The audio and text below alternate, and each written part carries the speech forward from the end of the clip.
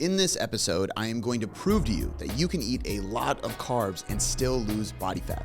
It's going to be all about high carb diets and fat loss. I'm going to show you what the research actually says. I'm going to teach you how your body utilizes carbohydrates versus fats. And last but not least, I'm going to show you how to set up your diet so that you can start following a high carb diet for more fat loss if you wish to. High carb fat loss. This is one of my favorite topics. This actually came to my mind because I was talking with a couple of my mentorship clients. So some coaches that I help develop their coaching skills, coaching knowledge, coaching education, so that they can work with their clients and get better results.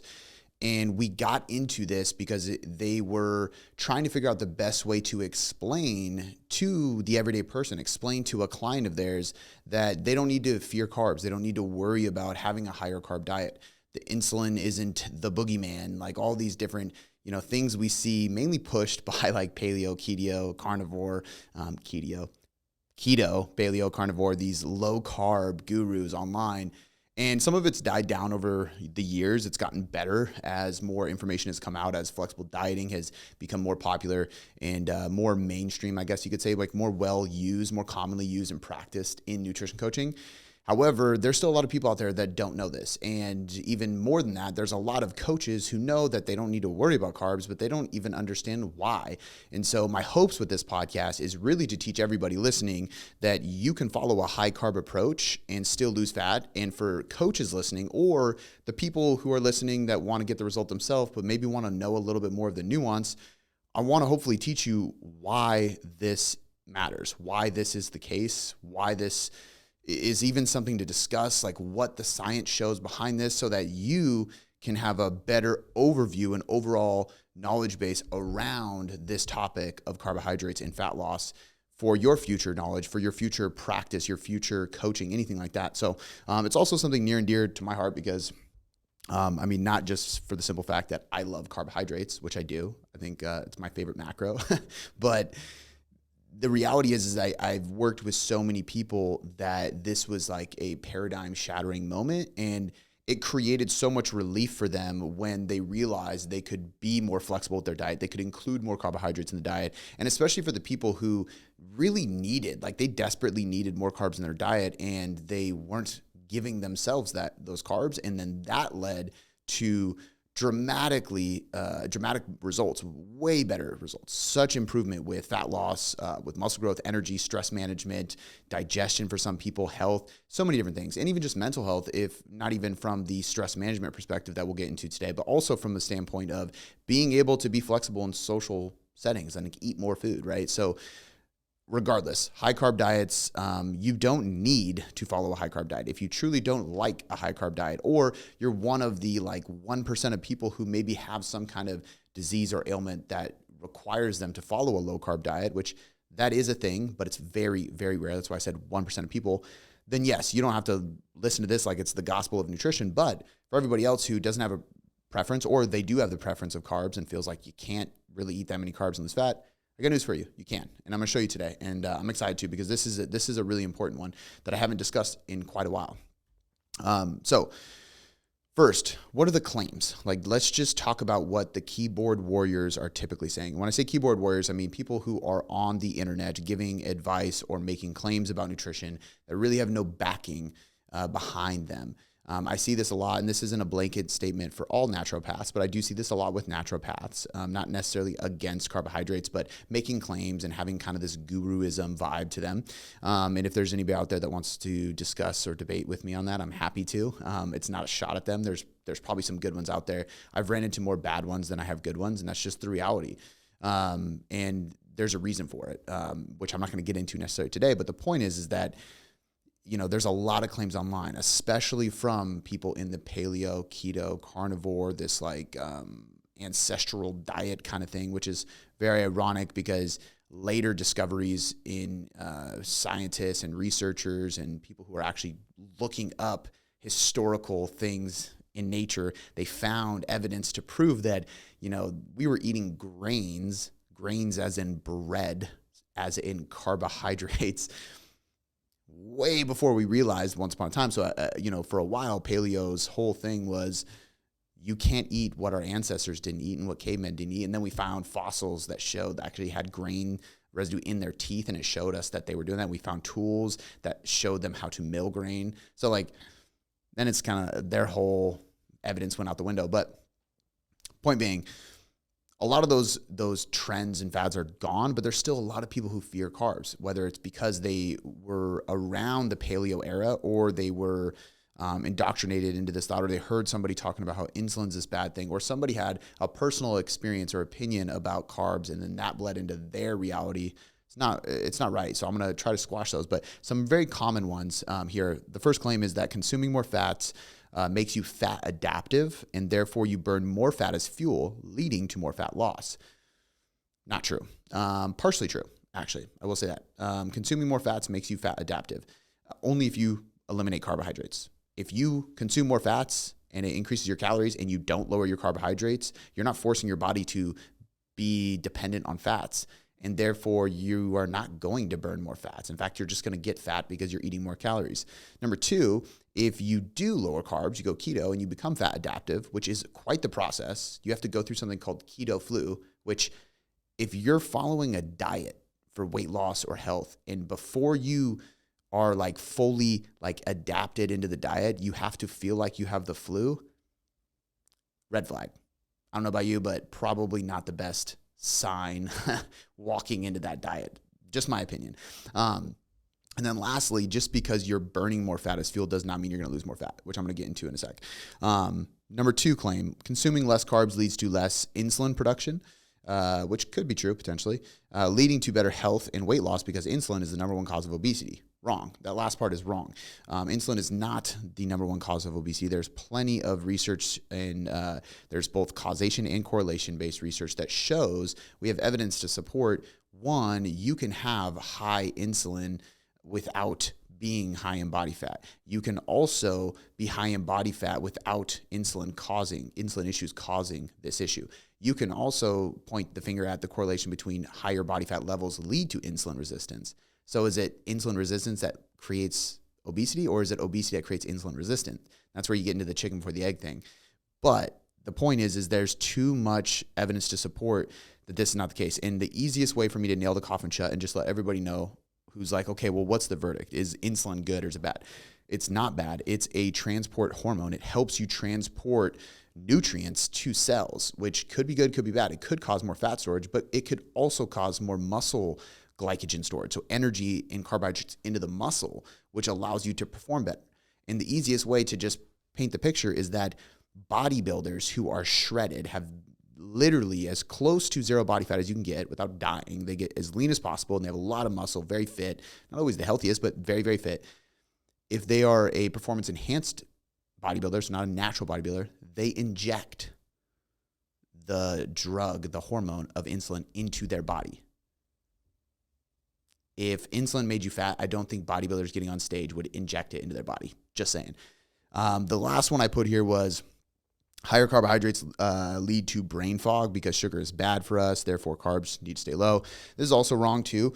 The primary fuel source for the brain is glucose. Glucose is carbohydrates. So once we consume carbohydrates, carbohydrates are literally glucose. We store it as glycogen in different parts of our body. But open any science-based textbook on nutrition and the body and energy systems, and it's going to show you that the number one primary fuel source for the brain to keep you alert, focused, better memory, productive is glucose, carbs. And sugar is not great for us, but it depends on the sugar. Are we talking like sugar from fruit, fructose? That's great because that's what we store in our liver. Sometimes sugar, even processed sugar, is actually good too because it gives us immediate energy source. What's bad is having food that is highly palatable. That's high fat, usually trans fat, and high sugar, usually processed sugar. And that leads to a caloric surplus.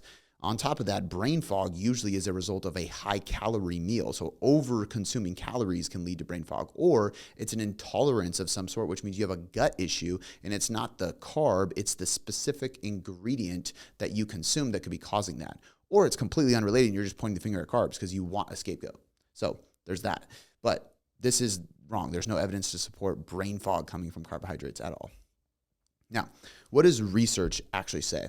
So I'm going to quote this. This is from a researcher, Kevin Hall, who is, I would say, one of the best researchers to really dig up and look at, especially earlier on. He had so much good research on when the macro movement, I never called it the macro movement before, but when macros became more popular as a tool to use for flexible dieting and fat loss and muscle growth. He was one of the leading researchers really pointing to these different areas we wanted to look at when it came to calories and high carb versus low carb and macros and flexible dieting. So much good research from him. So to quote him, he did a study on high fat versus high carb. So basically it was reduced fat, which would be low or high carb. So higher carbs, lower fats, and then reduced carb, which would be low carb, high fat. Compared to the reduced fat, high carb diet, the reduced carb, high fat diet, the reduced carb diet was particularly effective at lowering insulin secretion and increasing fat burning, which means that yes, when we lower our carbohydrates, because carbs are probably going to spike insulin more so than anything. However, protein and fats can also spike insulin. Just for everybody listening and watching, remember, calories, consuming food, that is what increases insulin. You can even do things that spike your insulin that have nothing to do with literally eating. So point being is carbs can cause the biggest spike, which isn't a bad thing. In fact, sometimes we want to utilize that to our advantage. But compared to the reduced fat diet, the reduced carb diet was particularly effective at lowering insulin secretion and increasing fat burning, resulting in significant body fat loss. That's pretty cool. However, study participants lost even more body fat during the fat-restricted, high carb diet, as it resulted in a greater imbalance between the fat eaten and the fat burned. These findings counter the theory that body fat loss necessarily requires decreasing insulin, thereby increasing the release of stored fat from fat tissue and increasing the amount of body fat burned on the body. So basically what that study showed was that insulin doesn't matter as much as we thought it was for fat loss. You can have high insulin and lose body fat really well. You can also be, just so you know, insulin sensitive. So insulin sensitive would be you have low insulin levels, right? You're able to be sensitive with insulin. Insulin resistant is very high insulin. That's not what we want. But they've done studies on linemen in the football. They've done studies on sumo wrestlers, which both of those categories are two categories of people who overall take care of their health. They strength train and exercise a lot, and they have a lot of muscle mass. But they also intentionally store body fat because they use it for their sport. Those individuals had good insulin levels, even though they were definitely considered obese and had too much body fat on their body. So what does that tell us? It tells us that fat on your body doesn't necessarily mean you have high insulin. It's exercising properly, having enough muscle tissue, and that's really it. Being healthy and exercising and having muscle is going to lead to better insulin levels. So these findings show that it doesn't matter as much. It's also important to note that we don't need to intake fat in order to burn fat. If we intake more fat, we're going to burn more fat because we have more fat coming in the diet. So obviously we're going to burn more fat. It leads to more fat burning, but that doesn't mean it leads to more stored fat burning. This study showed that a higher carb approach actually led to more body fat, which is stored on our body. That's the fat that we actually want to lose during a diet. It showed that a higher carb, lower fat approach led to more body fat being lost. And there's multiple studies that show this, not just this one. And the reason is because of a lot of what I'm going to tell you today. I got 5 specific things I want to harp on. But this specific study showed us that participants following a high carb diet lost more body fat. Insulin isn't bad or the direct cause of obesity. It shows us that burning more fat due to a high fat diet is a result of taking in more fat through the diet. Therefore, your body has more fat from food, not body fat, to burn. And fat burning is different than total fat loss. So if you're after fat loss, we don't want to just focus on fat burning because you could be burning carbs, but in the process of burning carbs, your metabolism could be sped up. You could be building more muscle. You could actually burn more total calories by the end of the day. When your heart rate gets higher because you have more energy to perform higher intensity exercises, there's what's called EPOC, excess post-oxygen consumption, which is where your blood cells take in more oxygen essentially post-workout. What that does is lead to more calories burned after the training session. And that only happens if you get your heart rate up really high and you train with a hard intensity. Well, if we know that carbohydrates are the best way to fuel hard and high intensity exercise, that's probably going to lead to more fat loss long-term as well. And this study obviously is one of many that showed that. Most studies, actually, I would encourage anybody who wants to dig into the research to look this up. Most studies that show higher fat, lower carb diets working better for fat loss, they're in two categories. One, they're in sedentary individuals not exercising, and that's not even always the case. I'm going to show you one today that actually it is a sedentary group that was consuming, I want to say it was, I haven't looked at the slide yet, like over 90% carbs. It's really cool. But most of the time it's either sedentary individuals or it's individuals who are relying. So when we increase fat, like I said before, we increase the amount of fat burned overall. And so these studies, either A, again, are individuals that are sedentary, or B, they're short scale. So let's say it's 8 weeks. And in the study, what they're actually looking at for a metric is how much fat is used as fuel and how much fat is burned during the study. But if they lower carbs a ton, of course, fat is going to be burned in the study. So they eliminate the possibility to counter that. And they don't really show us total weight loss. They'll show us total fat burn. So if we have two groups that lost more fat, but if the total weight loss is the same, then that doesn't matter, because the total fat burned is also accounting for the fats ingested in the diet being burned through exercise, because there's no carbs present to use for fuel. And so the weight loss might have been the same, but the group that had a higher fat diet burned more fat, and that's all they were looking at, which is a flaw in the study. And I've seen that countless times. So anyway, what that means. Now, for proof, this is the study I was referring to. It's called the Dr. Walter Kempner Rice Diet Experiment. So Dr. Walter Kempner, the Rice Diet Experiment. This is, it's old too. It's in like the 80s or something like that. You can see, if you're watching this on YouTube, you'll see the pictures, and you can see just by the style. I mean, the dude's wearing bell bottoms, so like you can tell it's an older study. But this is pretty cool. Out of 106 obese participants, the average weight loss was 63.9 kilograms, which is 141 pounds. So out of 106 people in the study, the average weight loss was 141 pounds, which is wild, because that means there were some people that lost more than that. The diet, it was 2,000 to 2,400 calories, so 2,000 to 2,400 calories per person per day. 95% of the diet was carbohydrates, 4 to 5% was protein, and 2 to 3% is fat. So obviously, I don't recommend a 95% calorie carb diet, because you don't need that many carbs, but also that means your protein's at 4 to 5%, which is too low. But to prove a point that you can still lose weight, these people lost weight on average 141 pounds total. So these people are definitely obese. They are definitely the highest risk factor for obesity-related diseases. They're the highest risk factor in potential for insulin resistance and poor insulin levels. They still lost on average 141 pounds with 95% of their calories coming from carbohydrates. The results, there was positive changes in their cholesterol, blood pressure, blood work, and blood sugar, and obviously body weight. So not only did they lose the body weight and the body fat because they were in a calorie deficit, and that's the big point here. It doesn't matter if you're high carb or low fat, but all the things that people claim probably won't happen, blood pressure, blood sugar, insulin levels, those all improved. Cholesterol also did too, which that's common with a lower fat diet, but it's primarily because of stored body fat is where your cholesterol levels are going to improve. And this is just one of many studies that shows when protein and calories are equated, weight loss is the same, right? It's going to be the same. And the reality is that it's going to be the same. However, there's a caveat. I would argue that it's going to be better if you have a higher carb diet a lot of the times, especially for the people listening to this who strength train, because a lot of people listen to this, they don't just diet and do nothing. They diet and they also lift weights, and they want to build muscle, and they don't want to just be skinny. They want to build muscle and get bigger and have, not necessarily get bigger, but have bigger muscles, right? Well, if you are going to have a diet higher in carbs, that's going to be more likely. And so a lot of times I actually think it's better to have a higher carb, lower fat diet for fat loss. And I'm going to give you 5 specific reasons and benefits to that now. And before I do, just like I gave you the example with the insulin, if insulin was causing obesity, I don't think that bodybuilders would inject insulin before they went on stage, right? Like, think about that. Bodybuilders' job is to be as lean as possible, as little body fat as possible, and they are injecting insulin into their body. Probably, like, that means, most likely insulin's not causing obesity.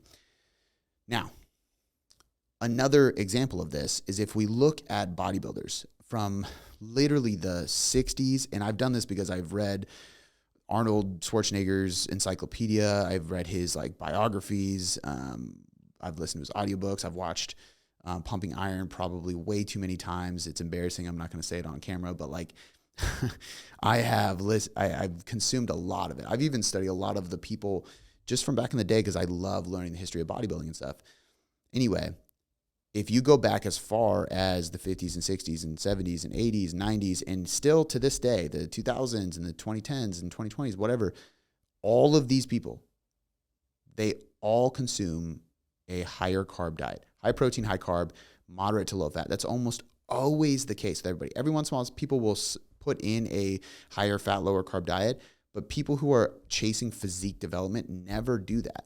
And most research that has supported lower carbs being better for health has actually been debunked by calorie-controlled diets. So when they redo the studies and they control for calories and protein, making sure everybody has enough protein and their calories are equated, all those health benefits go away. And so it's actually the calorie deficit, right? They either go away or they equalize so everybody gets the benefit. And so when I say go away, it doesn't mean people stop getting the benefits of health, but they just continue to see it whether they're on a high carb or a low carb diet, because it was the calories, the overall calories and the overall intake and the protein. And I would argue, and this isn't studied in research, but the food quality, right? Those are the things that matter for health. So anyway, benefit number one, muscle. Your muscles rely on glycogen, right? Glycogen is glucose stored in the muscle. Glucose is carbohydrates. So we consume carbs. Carbs are glucose, and glucose gets stored in the muscle as glycogen when it is glucose. When it is fructose, which is the sugar from fruit, it is going to get stored in the liver because, a little bit might translate into the muscle, into the bloodstream as blood sugar, stuff like that. But most, almost all of the fructose, so the carbohydrates inside of fruit, is going to be stored in the liver. And our liver depletes every night. So we need, and this is why carnivore is ridiculous. If you don't have fruit, your liver health is not going to be optimal, because fruit is what supplies the liver with fuel to function. And the liver is in charge of a lot. Detoxification alone is such an important aspect of our health, and that is the role of the liver. Well, for example, just during your sleep, some individuals can burn and deplete through oxygen up to 50% of their liver glycogen, which means if you tap out your liver and you're in a healthy spot and you go to sleep, you wake up, you're 50% gone. You got to have fruit. You got to have fruit every day to make sure that your liver stores are tapped out. Now, your glycogen stores in your muscles can hold, obviously, the more muscle you build, the more glycogen you can hold, the more carbs you can intake. But even the average person can store 2 to 3 times more carbohydrates and glucose in their muscle as they can carbohydrates from fructose in their liver. So we need carbohydrates, especially glucose, and that's going to be starchy carbs, not fruit, starchy carbs, potato, bread, oats, rice, those kind of things. We need those in the diet to store in our muscle. Our muscle is going to be fuller because, one, muscle tissue is 60 to 65% water, which means if we don't have carbohydrates going into the muscle, we can't bring water to fill the muscle, and that leads to a soft, not so full muscle, right? And so if we have more water there, we are going to have the potential to grow more muscle because our muscle tissue is primarily water. And as we keep it there and we build strength and we recruit new motor units and more muscle fibers, then we build more muscle tissue. We need more carbs and more water. Also, if you have a more hydrated muscle, you are going to be less likely to cause strains or tears or anything like that, which means that a low-carb diet on a performance regimen, training in the gym, running, anything, sports, they're more likely to get muscle tears, muscle spasm, muscle cramps, all those things because their muscles are not adequately hydrated. It's actually why, a lot of people don't realize this, it's why Element, so LMNT, the sodium packets, those were created for individuals training hard and performing in sports, specifically jiu-jitsu, because that's what Rob Wolf, the owner, is all about, but follow a low-carb diet. Because the only way to combat not having carbs in the diet to make sure that you don't cause strains and tears and cramps in your muscle is to consume even more sodium so that you can try to store some water in the muscle tissue that's there. And you have to consume a lot of it, right? And that's why those packets are 1,000 milligrams of salt. But point number one, if you want more muscle tissue, like just think about it. If muscle is 65% water, you need more carbs because carbs are what helps store water in the muscle. It also helps prevent cramping and all that stuff. You're going to get a better pump. You're going to have better fuel so your muscles can contract harder and for longer.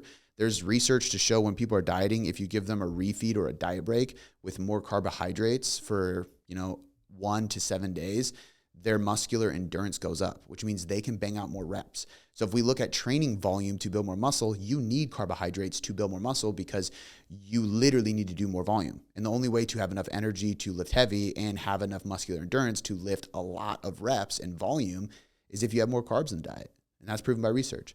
On top of that, again, brain focus, that is going to be your brain's primary fuel source is that too. So thinking in the gym, which is going to allow you to focus and build muscle.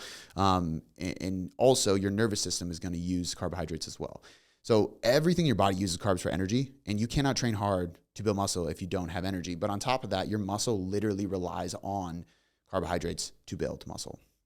Now, benefit number 2 is very similar to benefit number 1, and that's strength. Because much like building muscle and hypertrophy of a muscle, strength gains are going to come from the muscular system when it's firing on all cylinders. So if you don't have adequate energy for your muscles and for your nervous system to work together, you are not going to be able to lift heavy. And lifting heavy is what builds strength. But on top of that, your nervous system is going to derive some of its energy and its ability to fire, recruit. So basically, think of it like this. Your nervous system is like your brain sending a signal to the muscle. So your brain needs fuel, carbs, in order to get your nervous system, needing carbs, to send a signal to the muscle, which needs carbs, to move the joint, which doesn't need anything. It just needs the muscle to move it. So my brain and nervous system, which use carbs to think, tell my bicep to flex to make my elbow bend. It goes neurological, muscular, skeletal, like in that order. And both of the two motors in that, the brain and the muscle, need fuel from carbs. So whether we're after strength or muscle, reason 1 and reason 2, benefit 1 and 2, carbohydrates are going to be the things that allow you to perform at your best to build strength and build muscle. Benefit number 3 is fat loss over weight loss.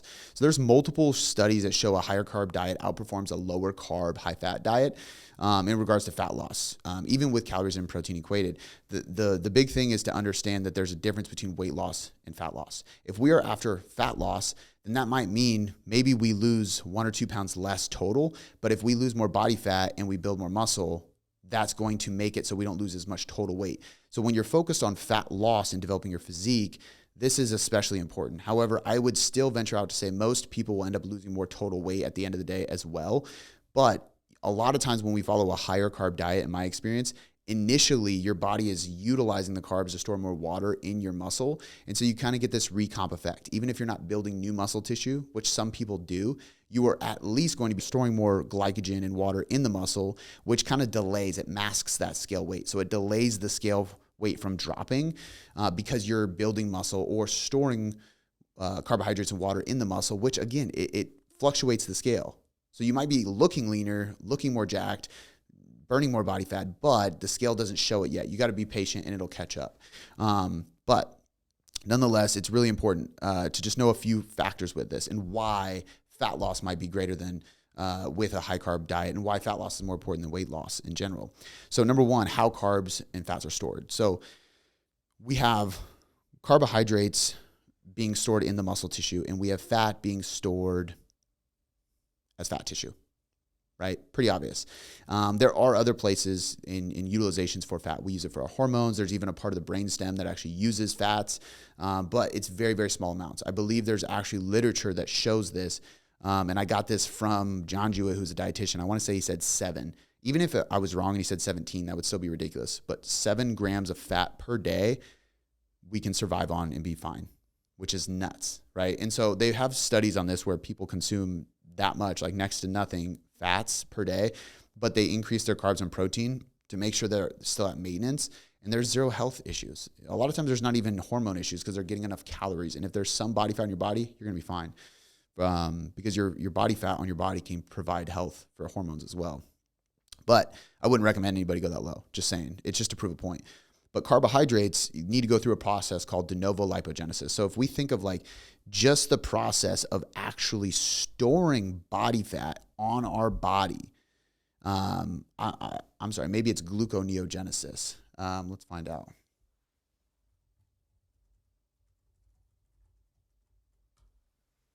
Be my own Jamie. The process of storing carbs is called, I believe it's de novo lipogenesis.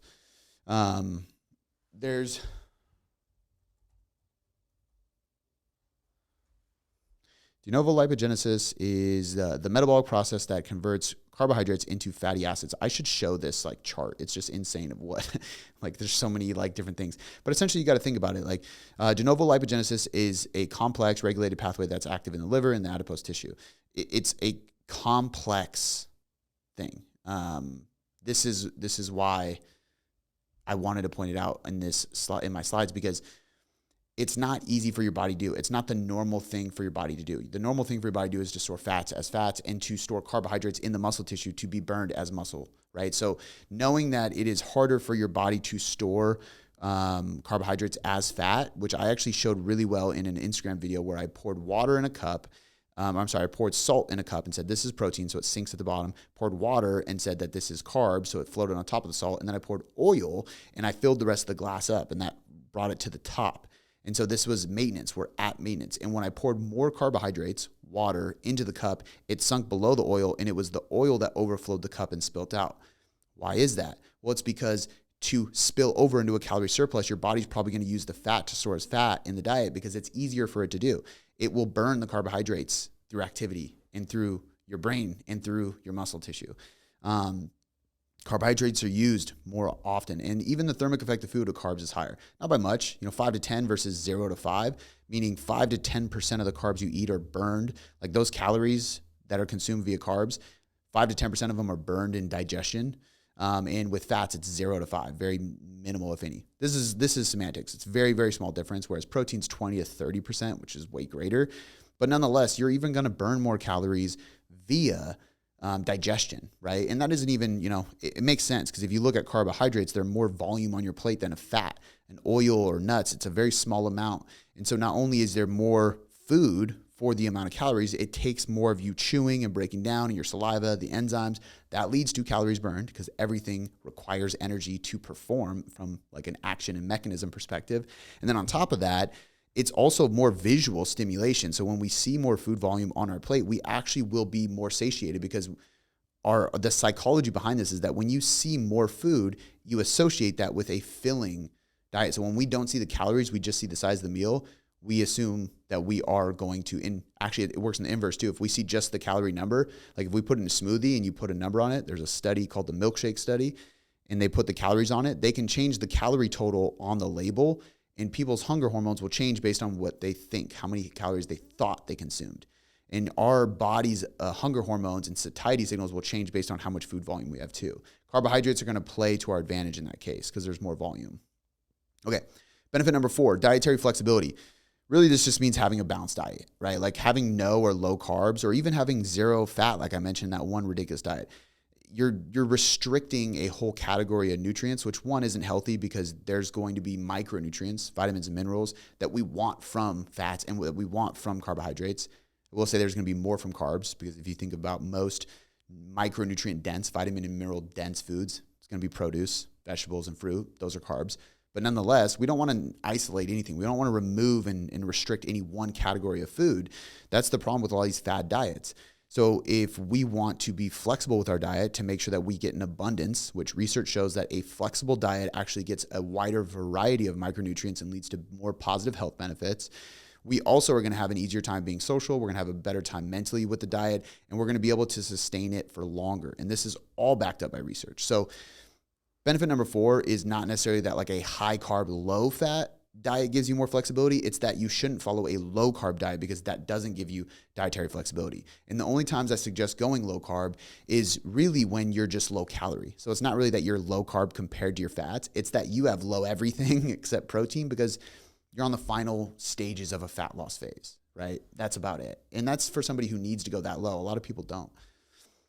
And then the last benefit is the stress levels. So high stress levels, carbs help cortisol stay in control, right? And so whether we are talking about stress from training, because training hard creates a stress, which is good. That's how we adapt, but it does spike insulin, which again, it's not bad. Cortisol is something that can help us perform. It's the fight or flight hormone. So like if we think of running, like the classic caveman analogy, running from a saber-toothed tiger, if we don't have cortisol react and respond, we can't run. And this is actually the same thing with illness and sickness. cortisol going up actually can help strengthen our immune system to fight away certain things. That's why, like, if you've ever felt like you might, like, you're around people being sick and like you got something important coming up and you just, like, I do this all the time. If I have a speech or if I have an event, like I just did High Rocks or something like that, my body is like fighting whatever it's in. I feel fine, but my daughter got sick and then my wife got sick and I'm like, how am I not getting this? And then I do the event and then I get sick because cortisol is staying elevated to prevent me from getting sick, but then it drops off and then I get sick. Your body's smart like that. But also, strength training drives cortisol up. Emotional stress from relationships drives cortisol up. Work stress, financial stress, any kind of stress, it drives cortisol up. Injuries, that causes stress, and then that increases cortisol. This hormone can cause weight fluctuations, obviously, because it can store water, but it can also cause other issues, specifically atrophy. So it can eat at the muscle. So when we think of muscle loss, that's most likely going to happen if we have chronically elevated cortisol levels. Chronically elevated cortisol levels happen if you are always stressed, always under-recovered, never sleeping, or you have something like Addison's disease, which is very rare. I have worked with some people with that, but it's where you just can't help it, but cortisol is constantly elevated. Well, insulin has an inverse relationship with cortisol. So if cortisol's high and then we spike insulin, it actually helps blunt down that cortisol response. So if somebody has chronically elevated cortisol levels, the worst thing they can do is intermittent fasting, which increases cortisol more, or remove carbohydrates like a keto or carnivore or paleo diet, and that increases cortisol more, and you're constantly stressed.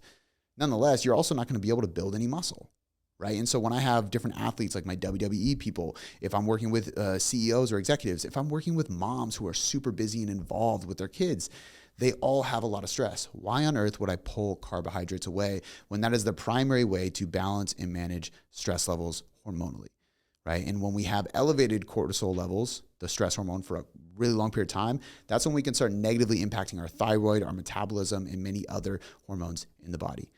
So those are the 5 reasons, right, of why you should not do a low-carb diet, maybe even a high-carb diet. You want carbs for your muscle. You want carbs for more strength. You want carbs for better fat loss. You want carbs for dietary flexibility. And you want carbs to manage stress levels, especially if you have higher stress levels. So I hope after listening to this, you understand how important carbs are for your physique goals, as well as your health goals and your productivity goals and your stress management goals. And I just hope that even if you don't do a ultra high carb diet because you're not a serious bodybuilder or an endurance athlete or anything like that, totally fine. I hope that at least you can avoid going on a low carb diet, because that is not the answer for 99% of people listening to this podcast. I hope you enjoyed this educational style podcast. I hope that it gave you a lot. If you're watching on YouTube, make sure you hit the subscribe button. Make sure you give it a like. Comment below if you have any questions. Head over to Apple or Spotify or wherever else and subscribe to the podcast. If you are listening on the podcast, leave us a 5-star rating and review. I appreciate you being here. I will catch you all next time.